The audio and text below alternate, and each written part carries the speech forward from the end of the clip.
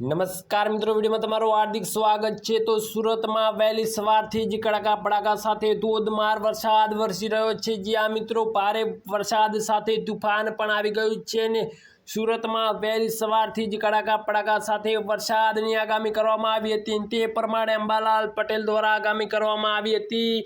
જ્યાં મિત્રો ગુજરાતના મોટા સમાચાર મળી રહ્યા છે।